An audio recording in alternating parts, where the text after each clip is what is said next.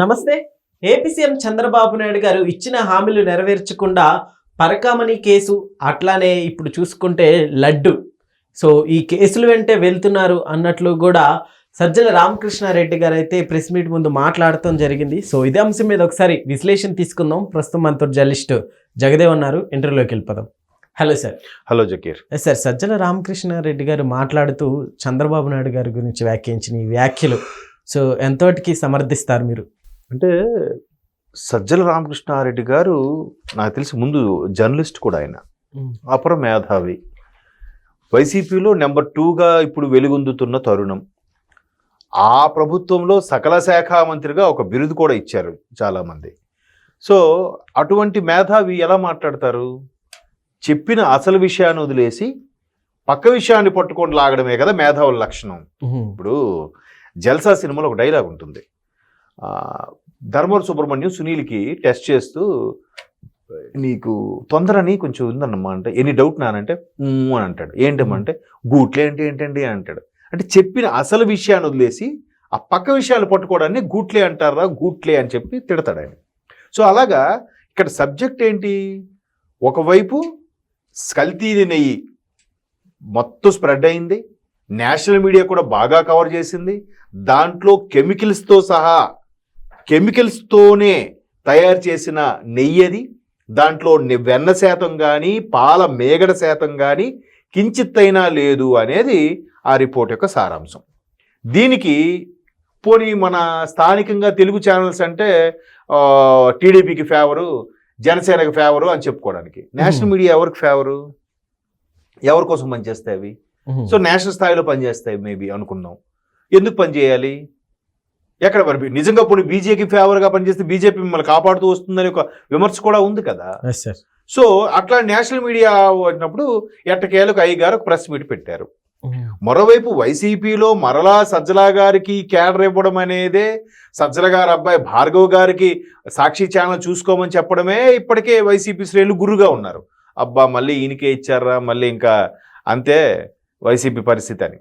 విజయసాయిరెడ్డి గారు నెంబర్ 2గా ఉన్నప్పుడు government form చేసింది, చాలా వరకు ఆయన మరలా పాదయాత్ర చేయగలిగారు, జనాల్లోకి వెళ్ళగలిగారు.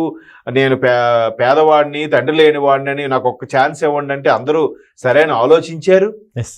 బట్ ఈయన ఒక్కసారి నెంబర్ 2కి సజ్జల గారు వచ్చిన తర్వాత మొత్తం మారిపోయింది.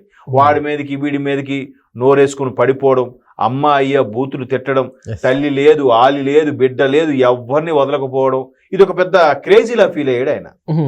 సో ఇప్పుడు అదే సజ్జల గారికి మరలా ఇది ఇస్తే జగన్ గారి గ్రాఫ్ పడిపోతుంది అనేది సగటు వైసీపీ కార్యకర్త యొక్క అభిప్రాయం. సార్, గతంలో కూడా సో ఈయన వాళ్ళనే పార్టీకి కాస్త భ్రష్టు పట్టిందని టాక్ కూడా ఉంది సార్. సో ఇప్పుడు కూడా అట్లానే ఈయన చేతే కంటిన్యూ చేస్తే నెక్స్ట్ ఎలా ఉండొచ్చు? That's what I'm saying. అదే చెప్తున్నాను నేను. ఇప్పుడు ఏ సజ్జల గారు బాగా ఛార్జ్ తీసుకొని సకల శాఖ మంత్రిగా వెలుగొందుతున్న తరుణంలో జగన్మోహన్ రెడ్డి గారు ఆ తాడేపల్లి ప్యాలెస్కే పరిమితమయ్యారు.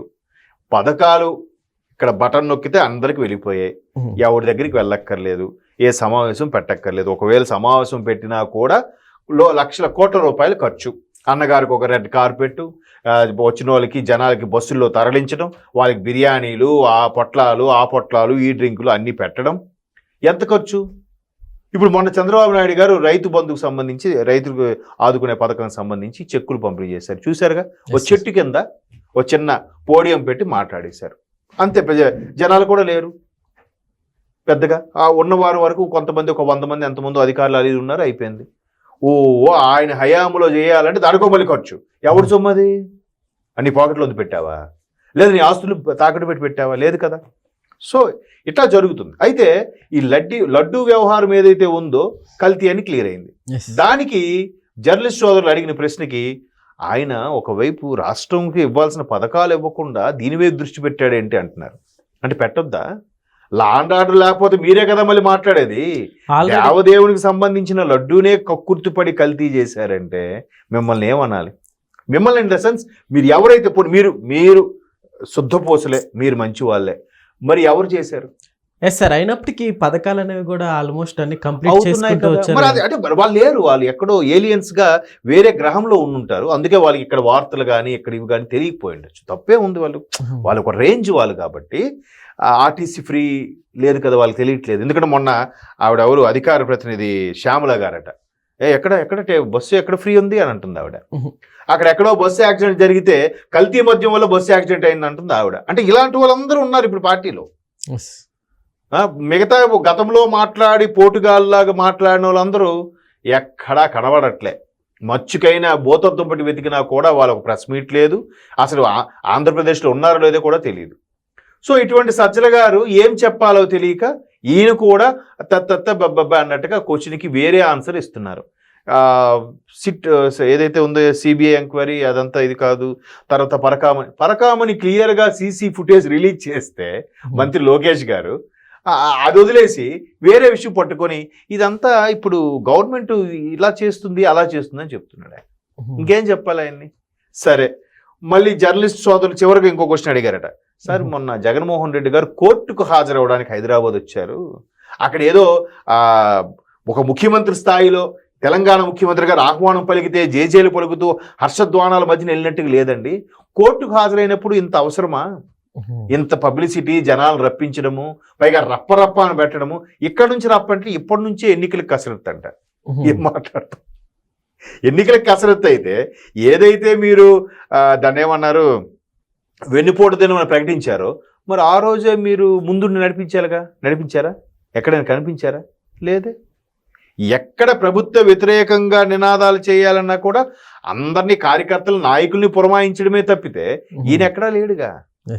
మరి హైదరాబాద్ వచ్చినప్పుడు ఎందుకు రప్ప అంటే నా రేంజ్ ఇది సుమా, నేను వస్తే ట్రాఫిక్ ఎంత జామ్ అవుతుంది, నాకు ప్రతిసారి పిలవకండి, నాకు వాయిదా ఇచ్చేయండి, నేను రాకుండా ఉంటాను, నాకు పెర్మిషన్ ఇచ్చేయండి అని చెప్పే ధోరణిలో ఈ రప్పరప్పాలు, ఈ హడావిడ్లు, జనాలను తరలించడాలు అన్నీ జరిగాయి. లేకపోతే ఇక్కడ అంత క్రేజ్ ఎలా వస్తుందండి?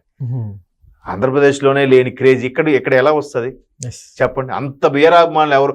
పోని అభిమానం ఉంటే ఉండొచ్చు, కానీ రోడ్డు మీదకి ఎక్కి ఆ పూలు జల్లి ఏవో రంగు కాగితాలు జల్లి అంత అభిమానం ఉన్న వాళ్ళు ఉన్నారండి ఇక్కడ, డబ్బులు ఖర్చు పెట్టుకొని? చెప్పండి, ఛాన్సే లేదు కదా. సో ఏదో సజ్జలుగా ఇంకెవరూ మాట్లాడట్లేదు. కొడాలి గారు మాట్లాడుతున్నారా? గుడివాడ అమర్నాథ్ గారు మాట్లాడుతున్నారా? రోజా అమ్మ మాట్లాడుతున్నారా? అనిల్ కుమార్ గారు మాట్లాడుతున్నారా? చూడండి, మాజీ మంత్రులు అందరూ లిస్టు ఎవరు మాట్లాడుతున్నారు?